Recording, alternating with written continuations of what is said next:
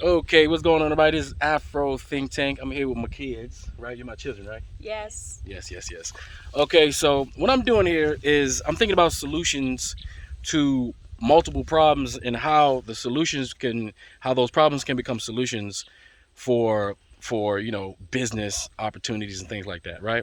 So here in the kitty is a very agricultural place, right? If you can see, it's lots of open land and stuff like that.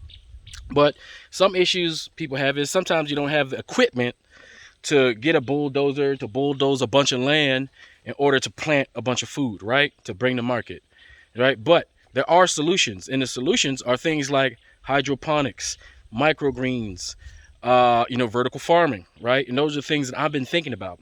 So I was like, well, how can we incorporate vertical farming in an area where they're used to doing traditional farming? How do you introduce that, right? First thing first, you teach the kids how to do it, right? Yes. What was that? Did I just not show y'all how to do vertical farming? Was I showing you guys videos of how to do vertical farming? That's right. Yes. Does it look like something you guys can do? Yes. See? So I showed them a way to do vertical farming, something that they can do, because like adults, y'all guys don't matter. It's all about the kids, right? So, and a problem that Nigeria has is we have a problem with, waste, right? So there's lots of plastic everywhere, lots of plastic bottles everywhere. And just so happens that you can use plastic bottles in vertical farming as containers to grow, cabbage, peppers, and things like that. Things people eat and use and need, right? You can grow pretty much anything, in a container. And just so happens that plastic bottles, sodas, Pepsi, big, huge water containers, those are containers. They're still good. And you know how the system is in Africa. There's all sorts of bottles everywhere. So I'm thinking upfront costs, free. I don't have to pay for plastic bottles. Then we're going to need some wood. Wood, is there plenty of wood around here? What do you think? You think we can find some wood? Fun. Huh? Yeah, there's wood here.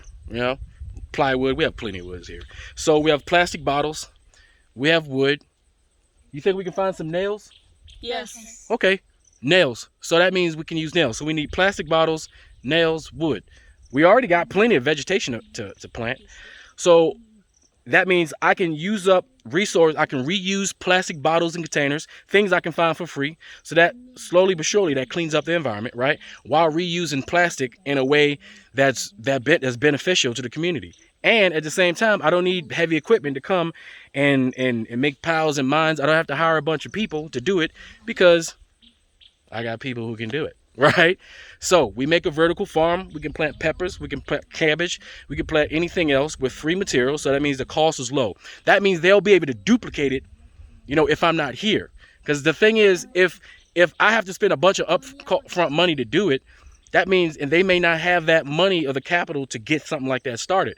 So it has to be something that anybody can do of any means. They can walk around the village and find the bottles and the rope and whatever, all the products we need to do this. The soil is wonderful. That red soil you see in all the movies, that's the best soil in the world. The soil is here. No problem with the soil. So we have everything we need to make an effective farm that's small enough to be managed by children, adults, anybody who doesn't have upfront capital to buy a bunch of lands to make a commercial farm. And we can make a commercial farm in a very small area. So I think that's the route I'm going to go, as I will continue to teach them different methods. And here's the good thing about kids, right? Once you show them one way to do something, they're going to get real creative and they're going to start doing other ways. They're going to start perfecting it. They're going to start having their own ingenuity. And by the time I come back, they done figured out how to do this, that, and some more stuff, right? You give kids an opportunity to do something, they'll figure it out, right? So that's what I'm doing, planting the seed of innovation.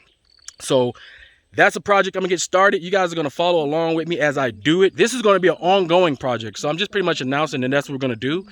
And when I get back to America, I'm actually going to get into it too, so that I'm keeping up with my business partner and Machirin over here who's also doing it. So that way, if I find some good way or some other technique or whatever, whether it be microgreens, hydroponics, and things like that, I'll, let them know, call them, tell them, hey, try this, do that. Or maybe they'll hit me up and say, hey, this, we did it this way and this is cool. And then I'll try to do it that way. Transferring of information across the Atlantic Ocean. That's how we roll. Global Africans, okay? So that's what we're going to do. This is the Pan-Africanism at work. When we do a lot of this talking on the internet about what we're going to do, I'm trying to show you what we are actually I'm trying to show you how we're doing it. I'm doing it. All right. So that's all I really wanted to say for now, guys. Say goodbye to my subscribers. Say goodbye to everybody. All right. All I got to say is Afro Think Tank. Learn something, teach them. I'm out.